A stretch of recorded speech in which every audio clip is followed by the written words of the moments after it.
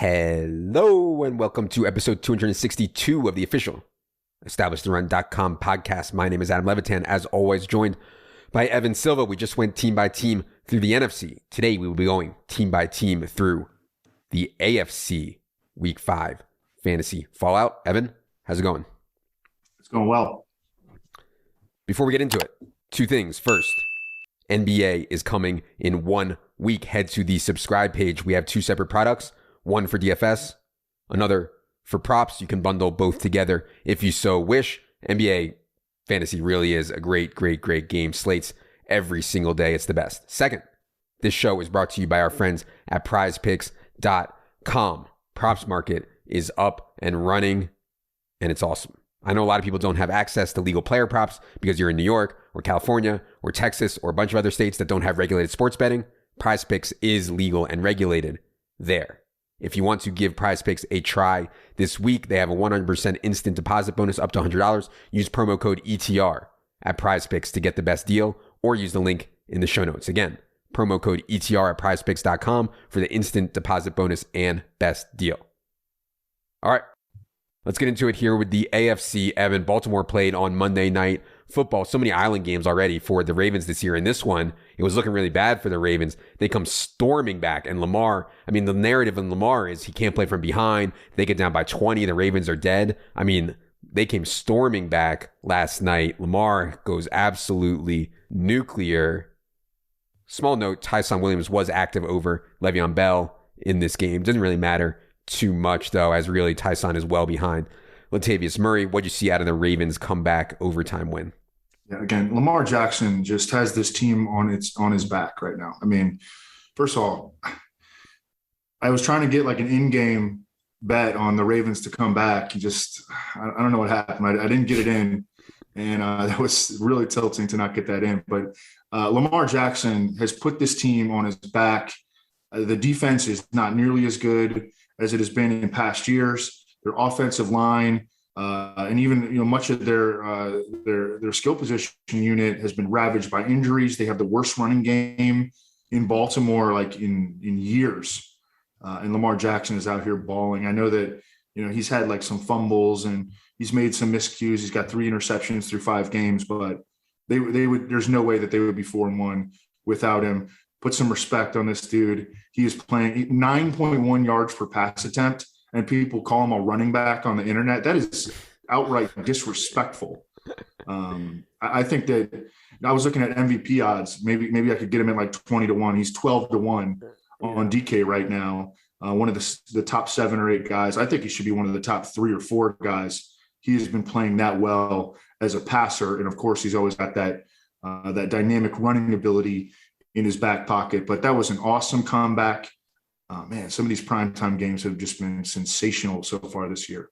Yeah, and should be getting Rashad Bateman back soon as well. We saw the big games from Mark Andrews and Marquise Brown. That's typically going to be what happens when Lamar has big passing games. Bills. How good is this Bills team, man? And, not only did they thrash the Chiefs, but look at the schedule they have coming up. And the reason I'm noting their upcoming schedule because Zach Moss is clearly the preferred back they have when they're winning.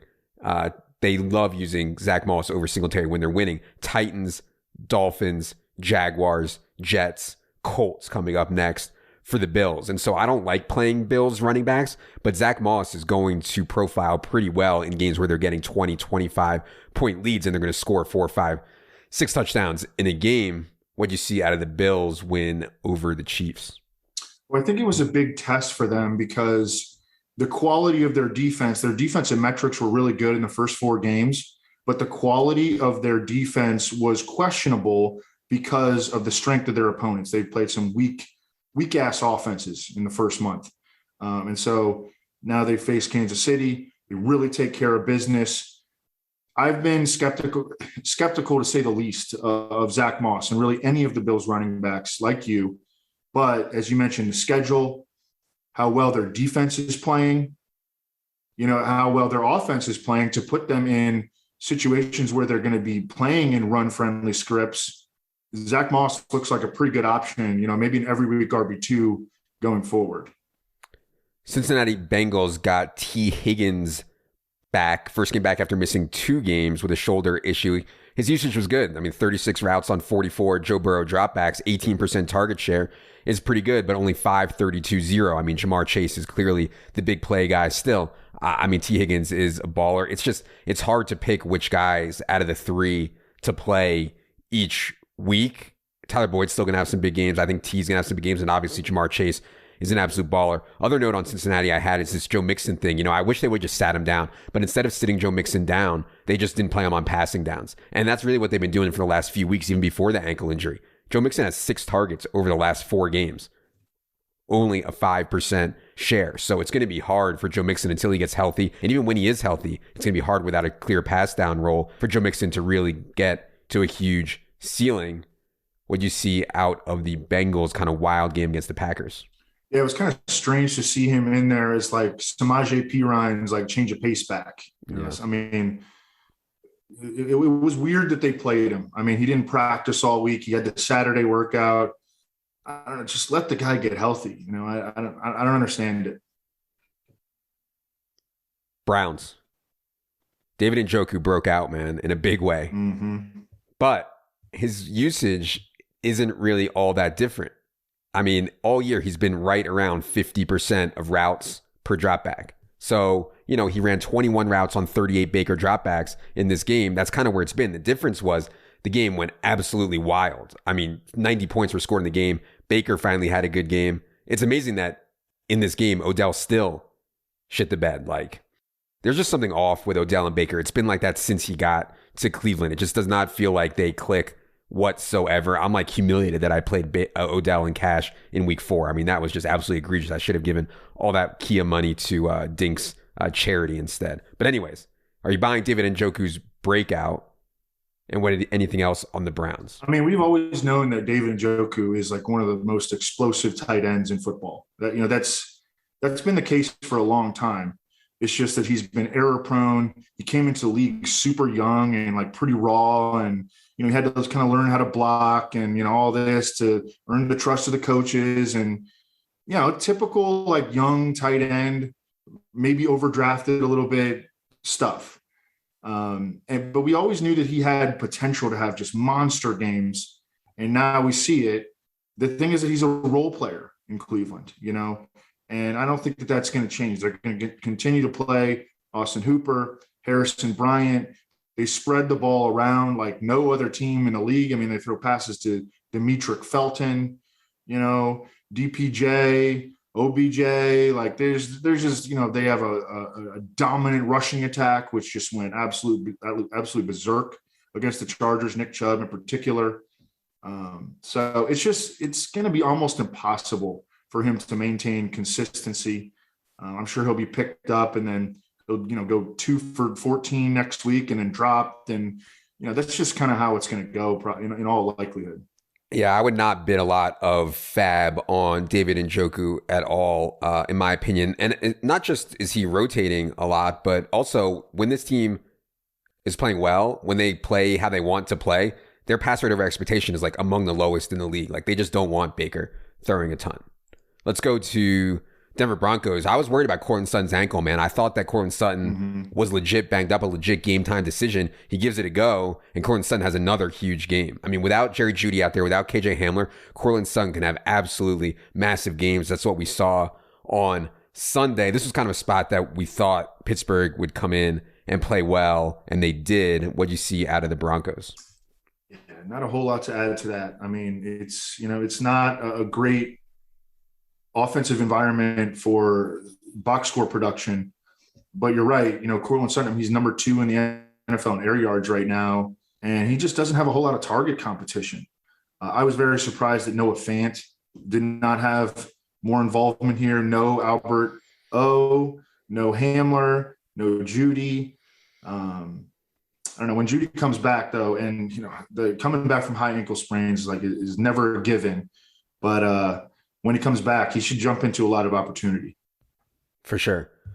Well, we've reached the part of the weekly program where I don't really know what to say because we're up to the Houston Texans, and they should have won this game. I mean, they outplayed the New England Patriots somehow. Chris Moore and Chris Conley make good plays. I'm kind of ready to write it off as a blip on the radar. I obviously don't have a lot to say, as I never do, about the Texans. Anything from you on the Texans' near win over the Patriots? I couldn't believe how well Davis Mills played in this game after what we had seen from him to that point, and then based on what we had seen from the Patriots' pass defense up until that point. It was almost like maybe the Patriots like overlooked the Texans to some extent. It's just I have no answers for this, but I will say I'll shout out to David Culley. He's got the Texans playing hard still. Yeah, and it was a bit of a hangover spot for the Patriots. They had like the Brady Bowl just 1 week earlier, and so a bit of a hangover for them. Colts. I thought maybe there was a chance that Mo Alley Cox has been playing so well, and maybe that the Colts coaches saw the PSM and they would give Mo Alley Cox a bigger role. I mean, in that game last night, Mo Alley Cox only ran 14 routes. Jack Doyle ran 19. Granson ran 6. So it's frustrating, Mo Alley Cox, man. I think he really could explode if Jack Doyle ever got hurt. Other frustrating part about the Colts is Marlon Mack is playing, too much. Obviously, Jonathan Taylor is just an absolute freak, but Marlon Mack is playing way, way, way too much. It's scary, but Jonathan Taylor keeps making big plays in the fantasy box score. What'd you see out of the Colts last night? Yeah, I think Marlon Mack, I think that they want to play him because I do think they want to trade him. I mean, there's been a lot of trade rumors surrounding him involving Kansas City. That'd be a fun landing spot for Marlon Mack. But yeah, it's kind of frustrating for now that he's taken away. When you got Jonathan Taylor and Marlon, all of a sudden you look up and a Colts running back is making a big play and it's freaking Marlon Mack. That it's like that kind of sucks. But Michael Pittman playing at it looks like he's a keeper. This was Carson Wentz's best game of the season.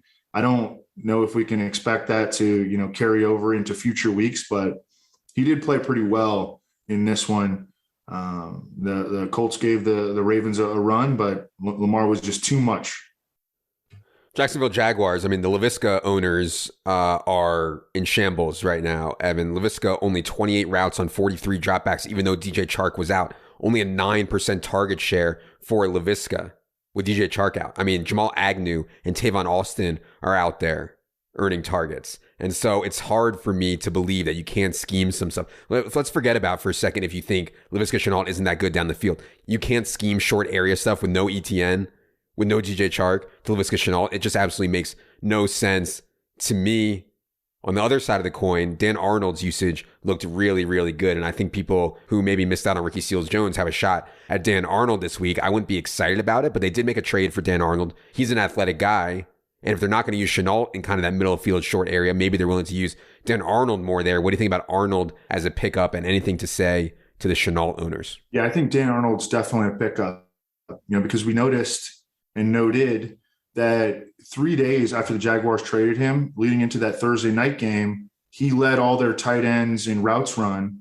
And then, they get the kind of long break, the mini bye. And he's like almost like an every down player, 73% of the snaps. He leads the team in targets, catches, and receiving yards. Yeah, I definitely think he's a pickup. And I'd right away think about playing him over Big Bob Tonyan. Laviska Shenault, it's depressing because you see what he can do. He had just an incredible 58-yard catch and run where he just ran around, through, over the entire secondary. You see what he can do, and you wish that the Jaguars would get him the rock more. And it's not happening right now. I'm sticking with him though because I like betting on talent. Usage is more important, but over the course of time, talent should earn that usage, and that's what I'm betting on with Laviska Shenault. It's just, it's dicey right now to try to use him in fantasy. Yeah, I'm trying not to drop Laviska Shenault. I would not drop him in any type of deeper bench or even regular bench format, but yeah, it's tough. Chiefs.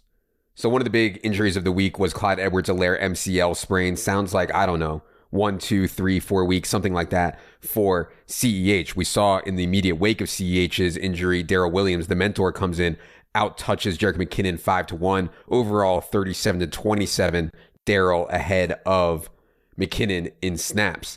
They might bring someone in, though. I think they just signed Elijah McGuire. As we're recording this, they signed Elijah McGuire to the practice squad. As you noted, they've had rumors around Marlon Mack. There's some other dusty running backs out there. Do you think they're going to ride Darrell Williams going forward? I'm kind of curious what he could do with 15 or 20 touches. The problem is they weren't even giving CEH that role really. So I don't know. What do you think about the Chiefs backfield without CEH? Yeah, in the first 4 games, CEH had 8 combined targets.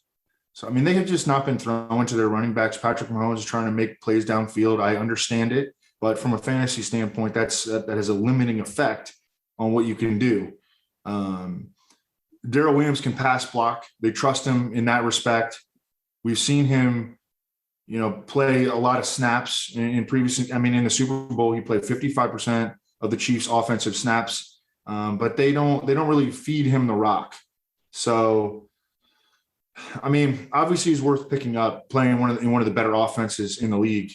But yeah, I do think that they're probably going to make a move for someone. Their offensive line revamp has been a major disappointment. You remember back on the show when we brought on Brandon Thorne in, I don't know, August, whatever it was, July, all those months mixed together. At this point, we talked about how Orlando Brown might be kind of stretched as the Chiefs left tackle after playing in one of the easiest offensive line systems to play in Baltimore as a right tackle, where they use a ton of like 3 tight end sets and, they're getting help all the time. And there was a reason that Orlando Brown was a late 2nd round pick and not a 1st rounder, because he wasn't a very good athlete.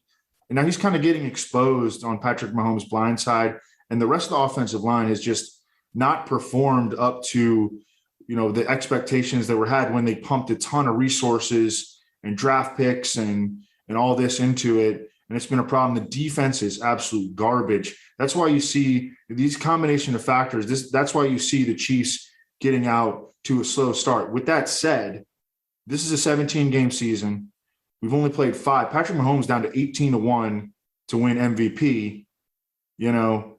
I'm sure you could get pretty good odds on the Chiefs Super Bowl as well. This might be a time to buy. By the way, Josh Gordon, I know people were excited. He was like massively owned in Showdown somehow. He only played 9 snaps in this game. It's just hard for me to see Josh Gordon carving out a real role here on this team, but we are tracking it for sure. All right, Las Vegas, John Gruden is out as coach as emails surfaced. Rich Bisaccia is in, 61-year-old special teams coach. I honestly don't know anything about Rich Bisaccia. However, as a 61-year-old career special teams coach, I don't think we can be overly optimistic that he's going to suddenly put in some creative scheme. I guess we'll start there. I do want to talk about Josh Jacobs in a second, but what do you think will happen now with Gruden out? Any changes from a fantasy perspective with Gruden gone? Yeah, well, you remember they got off to a 3-0 start. 2 of their wins were in overtime. The other one was against the Steelers, who, probably just aren't very good, maybe a 500 team. And they've kind of gotten exposed in the 2 weeks since as just not being a very good team. And this is what I feel like this happens every freaking year with the Raiders, that they start hot. Everybody's apologizing on Twitter to John Gruden. Now he's apologizing.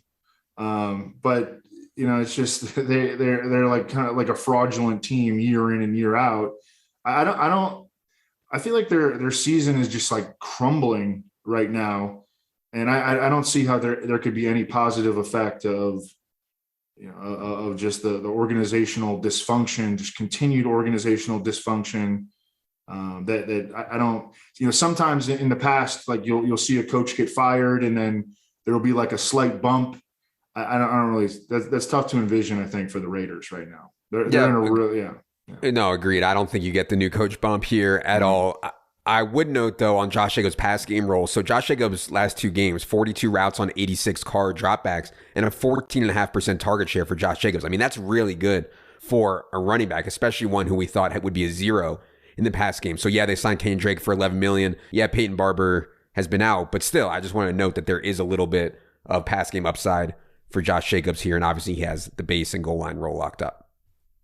Chargers. Speaking of goal line role, I mean, it killed me on Sunday, but Austin Eckler continues to get touches inside the 5. On the season now, Austin Eckler has 4 carries from inside the 5-yard line. Larry Roundtree has 1. Justin Jackson, 0. Josh Kelly, 0. I mean, they are not hesitating. So the role is outrageous. And I actually think there's room to grow in Austin Eckler's pass game share. Like, it's only around 12%. I mean, he could easily get up 14, 15, 16%, and he has the goal line roll.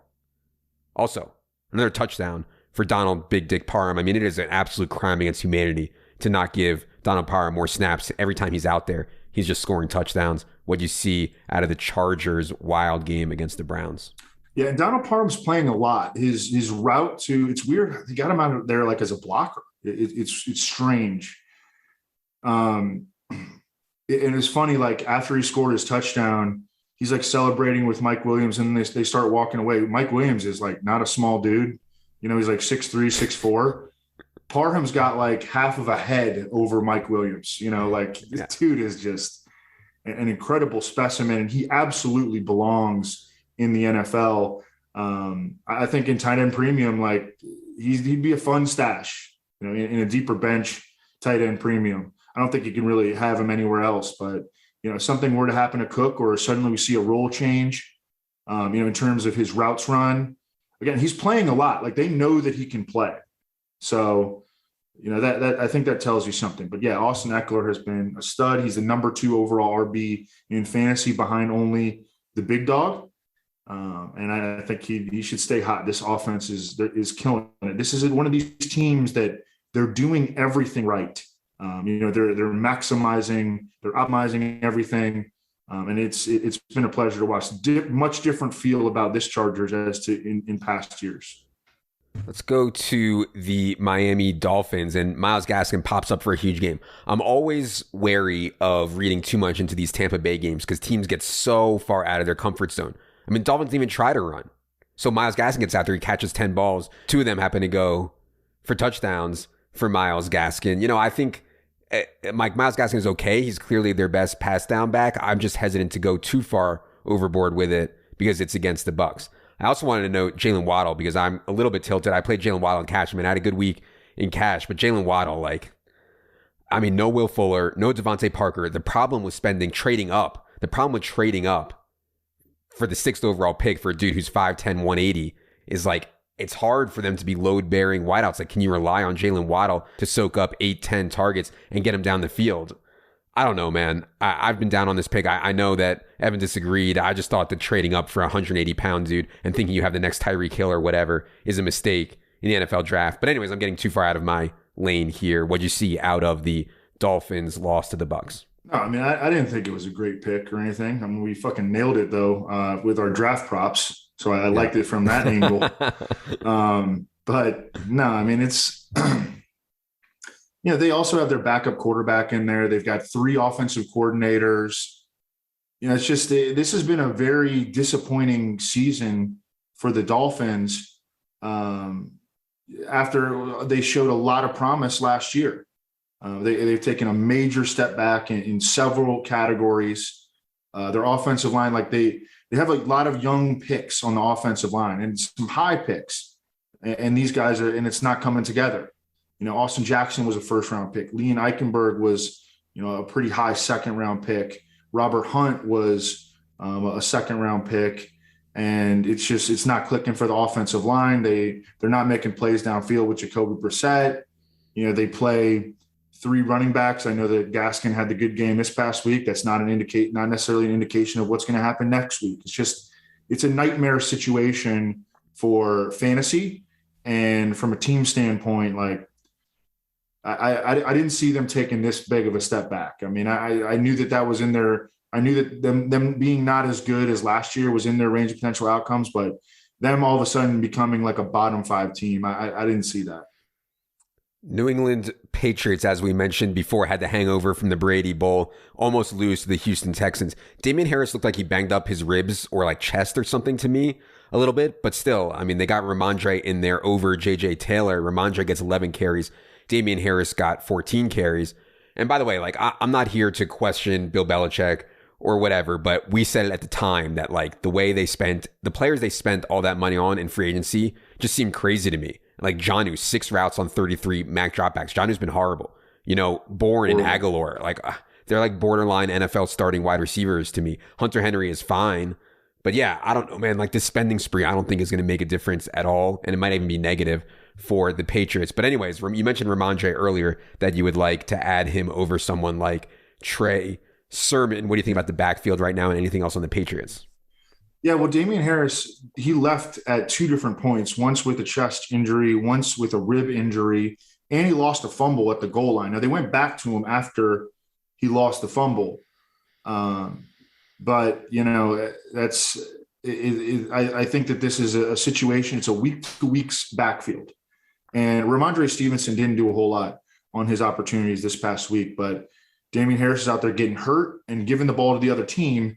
And those are not things that are going to sit well with the coaching staff in New England. So Ramondre Stevenson is just a guy that you put at the end of your bench and you see what happens, because we saw what he could do in the preseason.